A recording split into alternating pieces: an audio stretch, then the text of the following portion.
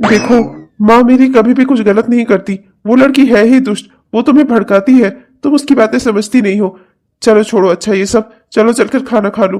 तुमने खाना नहीं खाया, तुम्हारे चक्कर में माँ ने भी खाना नहीं खाया, और माँ ने नहीं खाया, मैंने भी नहीं खाया। चलो खाना लगाता हूं मैं। आज मैंने अपने हाथों से तुम्हारे लिए तुम्हारे फेवरेट खाने को बनाया है, दाल चावल जो तुम्हें बहुत पसंद है ना, मसूर की दाल और चावल।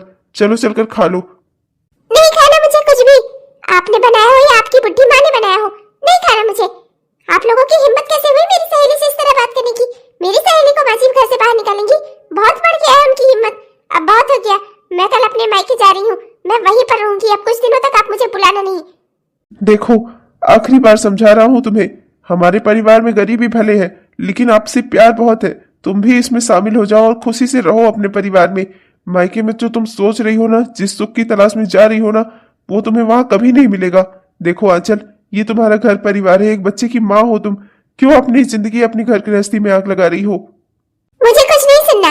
मैं अब कल से इस घर में रहूंगी ही नहीं। मैं अपने मायके जाऊंगी और वहीं पर रहूंगी। हाँ। आंचल, आंचल बात सुनो। अरे दीदी, आप मेरे घर आ गई। बहुत ही अच्छा किया दीदी, मुझे बहुत अच्छा लगा आप मेरे घर आई। बैठिए ना, मैं अभी किसी सर्वेंट को बुलाकर आपके लिए अच्छा सा खाना लगवाती हूँ। मैं तो मायके ही जा रही थी, पर माँ को फोन किया तो पता चला कि तू अभी वहाँ पहुँची नहीं है। मैंने सोचा कि तेरे घर चलकर कुछ दिन रह लेती हूँ, फिर मायके चलती हूँ, तो हम दोनों बहनें साथ में निकल लेंगे। हाँ दीदी, ये तो अच्छा सोचा आपने। पायल, ओ पायल, मेरे जूते कहाँ रखे हैं तुमने? पायल। वो जी, मैंने पॉलिश के लिए निकाले थे, बस पॉलिश करने ही जा रही थी। दीदी आ गई ना, तो इनसे मैं जरा बात करने लगी। आप भी मिल लीजिए ना दीदी से। वो आज मायके निकलना था ना, तो दीदी ने सोचा कि मुझे घर से लेती हुई चले। पागल औरत, मैं अभी खाना खाकर आ रहा हूँ। कितना नमक डाला है तूने दाल में? हाँ, दाल में पूरी नमक ही नमक है। इतना नमक डालकर कोई दाल बनाता है? अरे जब तमीज नहीं है तो खाना बनाना सीख क्यों नहीं लेती तू?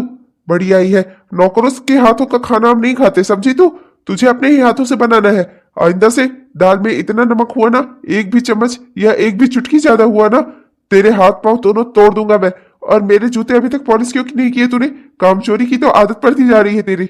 बस इसी काम के लिए तुझे अभी एक थप्पड़ मारा है। अगर जूते मेरे 10 मिनट के अंदर मेरे पांव तक नहीं पहुंचे ना, तो अभी मैं तेरी हड्डी पसली सब एक कर दूंगा। बड़ी आई है। मेरे तो दांत वात भी हिल गए। आपने इतना तेज थप्पड़ मारा मुझे। मुझे अभी मायके भी निकलना था।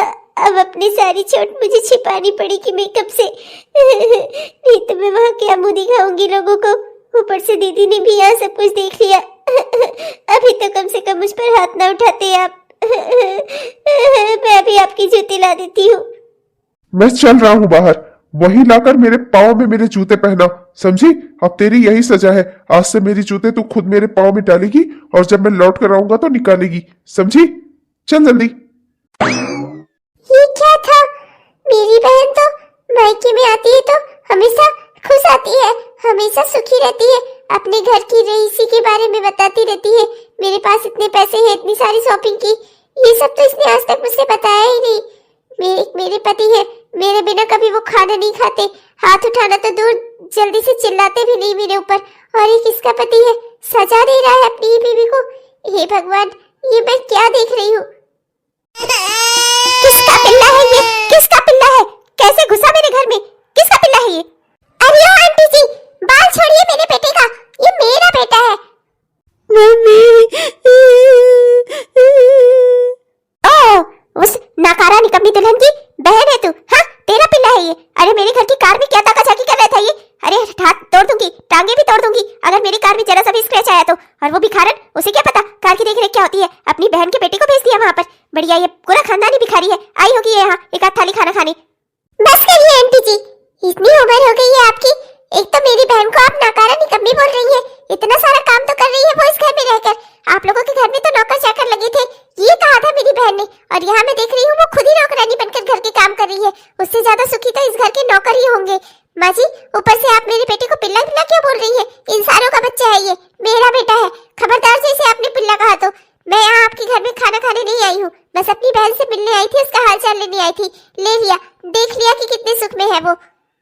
हाँ हाँ, तो चली जाए इस घर से। क्यों खड़ी है यहाँ पर? तेरी बहन भी ऐसे पड़ी हुई है यहाँ पर और तू भी चली आ। हाँ नहीं तो सबको हमने यहाँ भंडारा खोल रखा है ना सारे भिखारियों को खाना खिलाने का। अरे तेरी बहन कुछ ले देकर तो आई नहीं भिखारन कहीं की, एक काम नहीं आता उस लड़की को ढंग से। अरे ओ महारानी कहाँ मर गई, आकर जल्दी से शाम के खाने की तैयारी कर दे। 8 बजे तक अगर तूने मुझे खाना नहीं दिया ना तो आने दे मेरे बेटे को, कुटवाऊंगी तुझे मैं। अपनी बहन से रिश्तेदारी से मिलने का बड़ा शौक है, अपने मायके जाएंगी महारानी, जाने दूंगी मैं तब तो जाएगी ना। मम्मी चलो यहाँ से, मम्मी चलो। हाँ मेरे बच्चे चलो, चलती हूँ यहाँ से, यहाँ लोग अच्छे नहीं है। मामा भूख लगी, मामा भूख लगी। शांत हो जा बेटा, मैं तुम्हें लेकर तुम्हारे मामा के घर चलती हूँ। क्या है ना कि लौट कर अपने घर नहीं जा सकती, अभी तुम्हारे पापा से गुस्सा होकर निकली हूँ। मैं उन्हें क्या मुंह दिखाऊंगी अगर मैं लौट कर उस घर में गई तो, इसीलिए कुछ समय तक तुम्हें अपने मामा के यहाँ ही रहना होगा बेटा। तुम्हारी मौसी की असलियत तो मैंने देख ली, अपना हमेशा रुपए पैसे का रौब दिखाती रहती थी। मुझे क्या पता था कि घर में उसकी ऐसी स्थिति होगी। मैं तो इसी खुशफहमी में चली आई कि कुछ दिन बहन के यहाँ कुछ दिन भाई के यहाँ गुजार लूंगी, फिर तेरे पापा धीरे धीरे कोई ना कोई इंतजाम तो करेंगे ही, कार लेने का या स्कूटी लेने का। बस अब तो मुझे लग रहा है मैंने बहुत बड़ी गलती कर दी। मेरी बहन की जैसी हालत है उससे तो कई गुना अच्छी हालत है मेरी। उसकी सास कैसी थी, हे भगवान, इतनी चुड़ैल सास भी होती है। अपनी बहू को मारने के लिए तैयार थी, डांट रही थी, ऊपर से अपने बेटे से कुटवाने की धमकी भी दे रही थी। हाँ माँ, मैं इतना छोटा हूँ तब पर भी उन्होंने मेरे बाल खींचे, मुझे मारा। मैं पापा को बताऊंगा। नहीं बेटा ऐसा मत करना वरना मेरी नाक कट जाएगी। चलो मैं तुम्हें मामा के घर ले चलती हूँ, वहाँ चलकर कम से कम तुम्हें कुछ खाने को मिलेगा और मुझे भी थोड़ी देर आराम मिलेगा। भाभी मैंने सोचा कि कुछ दिन चलकर मायके घूम लेती हूँ, भैया भाभी का हाल भी मिल जाएगा। कुछ दिनों तक आप लोगों के साथ, आप लोगों के परिवार में रह भी लूंगी तो मन्ने का भी मन बहल जाएगा, मेरे बेटे का और मेरा भी। क्या ही कहूँ दीदी मैं आपको, मेरे छोटे छोटे बच्चे, उनका एग्जाम चल रहा है, घर में बहुत सारे काम ऑलरेडी हो जाते हैं। और वैसे भी अब कौन कहाँ घूमने जाता है, घूमने जाना है तो शिमला मनाली जाओ ना, किसी के घर क्यों आना बार बार। और फिर वैसे तो कोई त्योहार भी नहीं है यहाँ, तो लोग त्योहारों पर भी अपनी बहन को नहीं पूछते। हम कम से कम आपको त्योहारों पर तो बुला लेते हैं, अब बिना त्योहारों की आपकी सेवा वेवा करना मुझसे तो भाई मुश्किल ही है। क्या है ना, मेरे बच्चों का एग्जाम चल रहा है, मैं उनकी तैयारी करवाऊँ, घर के काम करूँ कि जो है आपके साथ बैठूँ, आपकी सेवा करूँ। अरे भाभी मैं सेवा लेने नहीं आई हूँ, मैं तो बस। तब फिर ठीक है, घर में मेरे बहुत सारे कपड़े पड़े हुए हैं गंदे बाथरूम में, 2 दिन से धो नहीं पाई हूँ। आप आ गई हैं तो थोड़ा आराम ही मिलेगा, धो दीजिएगा वो सारे कपड़े। और हाँ, उसके बाद शाम के खाने की तैयारी भी कर दीजिएगा। क्या है ना कि आज मुझे बहुत थकान लग रही है, मुझे अपने बच्चों को पढ़ाना भी तो है। ठीक है मैं चलती हूँ, आप आ गई हैं, ये सब काम आप कर डालिएगा। माँ, मामी ने भी हमें खाना नहीं पूछा, मैं बहुत भूखा हूँ माँ, कुछ खाने को दे दो माँ। मुझे तो चक्कर भी आने लगी है अब। क्या बताऊं बेटा, मेरी ही गलती है, मैंने ही रुपए पैसे के मोह में आकर अपना अच्छा खासा घर परिवार छोड़कर यहाँ आने के बारे में सोचा। क्या मुंह लेकर मैं वापस अपने घर जाऊं, जब यहाँ के लोग ऐसे ऐसे निकलेंगे मुझे पता नहीं था। आज मुझे पता चल रहा है अपने घर की रूखी सूखी रोटी में ही संतोष है। बाहर चाहे तुम्हें कुछ भी मिले, पूरी पराठा ही मिले, उसका कोई मोल नहीं होता।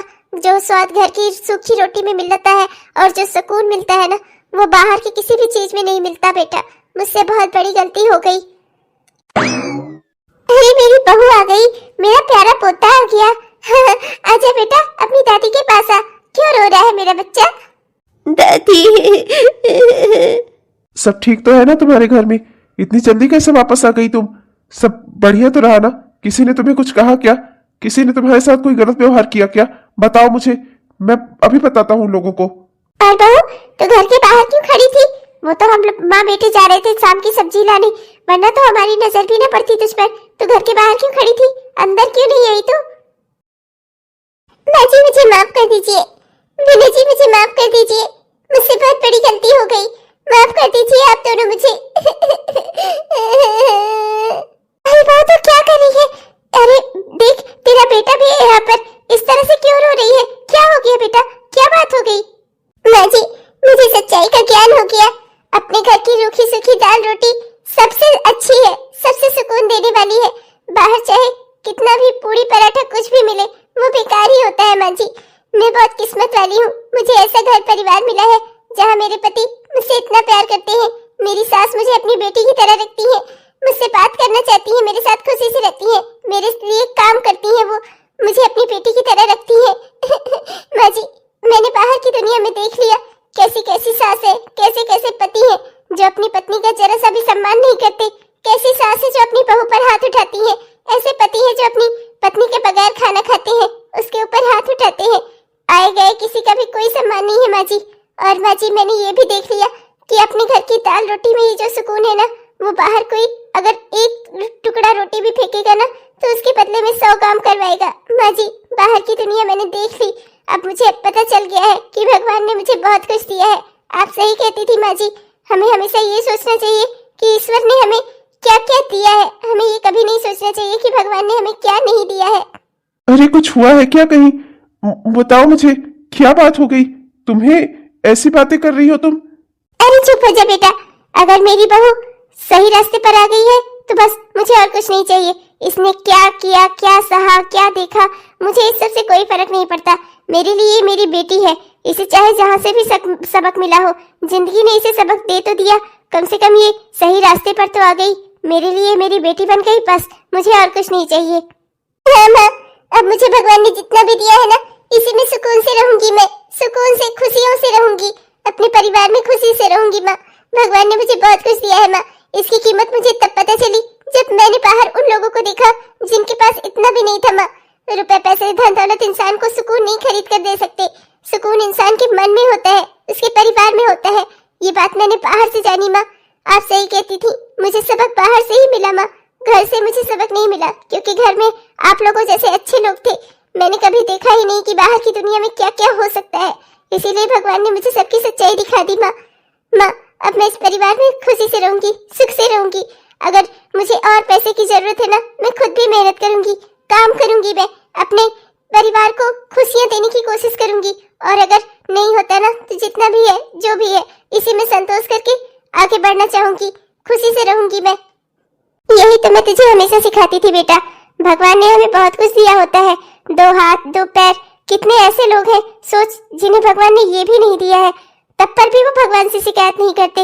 और हम रुपए पैसे के लिए, धन दौलत के लिए, गाड़ी बंगले के लिए भगवान से शिकायत करें, अपने घर वालों से लड़ें, क्या फायदा ऐसी बातों का? 4 दिन की जिंदगी है, उसके बाद खत्म होने के सब कुछ, रुपए पैसा, धन दौलत, गाड़ी बंगला, सब यहीं पर छूट जाता है, उसे और लोग इस्तेमाल करते हैं, हमारा क्या ही रह जाता है? हमारा ले देकर ये शरीर है, आत्मा है। अच्छे कर्म करो, खुशी से रहो, बस परिवार में सुख से रहो, जो है जितना है उसी में संतोष करो और खुशी से अपनी जिंदगी बिताओ। मैं तो बस यही कहती हूँ बेटा, मैंने इसी तरह तेरे बाबूजी के साथ अपनी पूरी जिंदगी काट डाली और मैं चाहती थी मुझे बहू भी ऐसी ही मिले। बेटा, मैं जानती हूँ तेरी बड़ी ख्वाहिशें थी, पर मुझे एक खुशी इस बात की है कि तूने अब दुनिया की असलियत देख ली है और तुझे अब पता चल गया है कि किस तरह से घर परिवार में सुखी रहा जाता है। मुझे आज बेहद खुशी है बेटा, तू आज से मेरे परिवार की बन गई।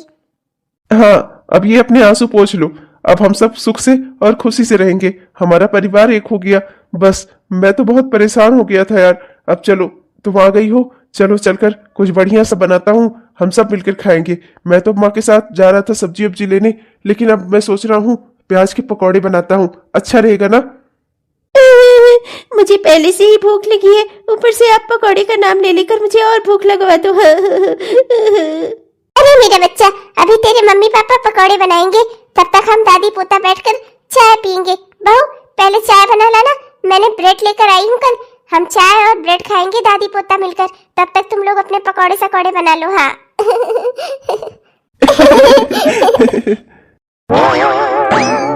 हेलो दोस्तों, आप सबको हमारा दिल से प्यार भरा नमस्कार।